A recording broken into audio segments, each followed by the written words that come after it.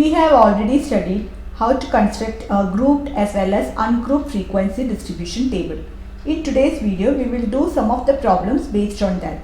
The height of 50 students measured to nearest centimeters have been found as follows, like 161 centimeter, 150 centimeter, 154 centimeter, etc. We need to represent this data by a group frequency distribution table, and the class interval we have to take from 160 to 165, 165 to 170, etc. Again, what can you conclude about their height from this table? So till where we need to find out. So since we have a student with height 150 centimeter, we should start from 152, and they have given the class size as 5 because 160 to 165. So class size will be 5. Class interval is 160 to 165. In this class interval, this is the class interval, class size is 5 and lower limit is 160, upper limit is 165. But we have a student with height 150 centimeter, so we start from 150 to 155, again 155 to 160, then 160 to 165, then 165 to 170. Again we have a student with height 172 also, I can see here. So till 175 I will write.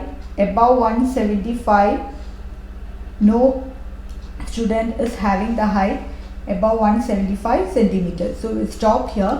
Now we will mark the tally mark. 161 will come in this class interval, 150 in the first class interval, 154 it will come in the first class interval, 165 it will come in this class interval, not in the class interval, because this is of the exclusive form or continuous form. In continuous form only the lower limit is included, upper limit is not included. So 165 you should mark in the fourth class interval. Again 168 will come in this class interval, 161 should come in this, will come in this class interval, 154. Now I have completed the table. We can see that 12 students are having the height between 150 and 155 centimeter. 9 students are having the height between 155 and 160, and 14 students in the class is having the height between 160 and 165 centimeter. And only 5 tall students are there having the height between 170 and 175. So what can you conclude about their heights from this table? Means more than 50% of the students in that class are having the height less than 165 centimeter. Most of the students, more than 50% of the students, they are having the height less than 165 centimeter. That is the conclusion from this table. Next question. The study was conducted to find out concentration of sulfur dioxide in air in parts per million of certain city. The data was obtained for 30 days as follows: 0.03, 0.08, 0.08, etc. Make a group frequency distribution table for this data with class interval 0.0 to 0.04 and 0.04 to 0.08 and so on. For how many days was the concentration of sulfur dioxide was more than 0.11 million per parts. So we have to take the class interval as 0.0 to 0.04, class size is 4. So my next class interval will be 0.04 to 0.08. Next class interval will be 0.08 to 0.12. Again 0.12 to 0.16. Again 0.16 to 0.20. We have 0.22 is also is there. So I will write 0.20 to 0.24. Now above 0.24 we don't have any values, so we'll stop by that. Now first is 0.03. So this will come in this group. 0.08 definitely it will come in the third class interval, not in the second class interval. This is also in the exclusive form. Only the lower limit is included, upper limit is not included, and it is in the continuous form. Now again one more 0.08 is there, we will include in the third class interval. 0.09, that is also come under class interval, third class interval. 0.04, you have a tendency to put it in the first class interval, it is wrong, you need to put in the second class interval. 0.17 will come in this class interval. So I have completed this frequency distribution table. If you want to check the value, add this, you should get 30 because the data is obtained for 30 days. Now for how many days was the concentration of sulfur dioxide more than 0.11 parts per million? So till here it is 0.11 and we know that 0.12 will be included in this class interval. So we need to find out for how many days the concentration of sulfur dioxide was more than 0.11. So you need to add this 2 plus 4 plus 2, 8. So for 8 days we can say that concentration of sulfur dioxide was more than 0.11. Now next question, a company manufactures car batteries of a particular type. The lives in years of 40 such batteries were recorded as follows. We need to construct the group frequency distribution table using the class interval of class size 0.5 starting from 2 to 2.5.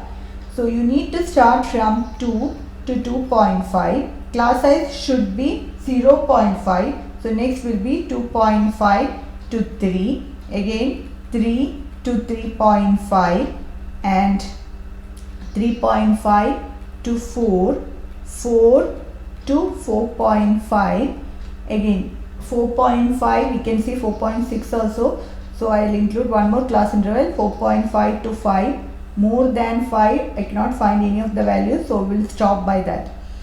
So these are the class interval, 2 is the lower limit, 2.5 is the upper limit. This is also in the exclusive form or continuous form, only lower limit is included and the class size is 2.5. So to do this, I'll take the first battery has got the life years as 2.6 years. So 2.6 will come in this class interval, 3 will come in the third class interval and not in the second class interval, 3.7 will come in the fourth class interval, 3.2 will come in the third class interval. So I have completed the frequency distribution table, and if you want to check whether your answer is correct, just add this frequency and we are getting 40 since they have taken 40 car batteries. And what we can conclude from this table is most of the car batteries have the lifetime between 3 and 4 years. Most of the car batteries will have the lifetime between 3 and 4 years, and very few batteries like 2 batteries are having their life less than 2.5 years. 3 coins were tossed 30 times simultaneously. Each time the number of head occurring was noted down as follows. So first time no head appeared, second time only one head appeared when the 3 coins were tossed simultaneously, and the third time, first 2 times it shows head and the next time it shows tail. Now we need to prepare a frequency distribution table for the given data. So we can see only first time 0, no head is appearing, 1 head is appearing, 2 head is appearing and 3 head are appearing. So 0, 1, 2, 3, only 3 numbers we can see. This is an example for ungrouped frequency distribution table. Because we are not writing as class interval, we are not grouping them, only few numbers are there, only the 4 numbers are there, so I can prepare a ungrouped frequency distribution table. Now 0, this will come in this, 1, we can give one tally mark here, 2, again 2, so we can give one more tally mark near 2, then 1. So when you complete this frequency distribution table, you have got these values. 6 times no head was appearing, 10 times 1 time head was appearing, 9 times 2 times the head was appearing, and total is 30. If you want to check whether you have done correct, you add this frequency column. So when the coin was tossed, when the 3 coins were tossed 30 times, out of 30 times, 10 times 1 head occurred. So this is the data that we are getting from this frequency distribution table, and this is an example for ungrouped frequency distribution table. So thanks for watching my video.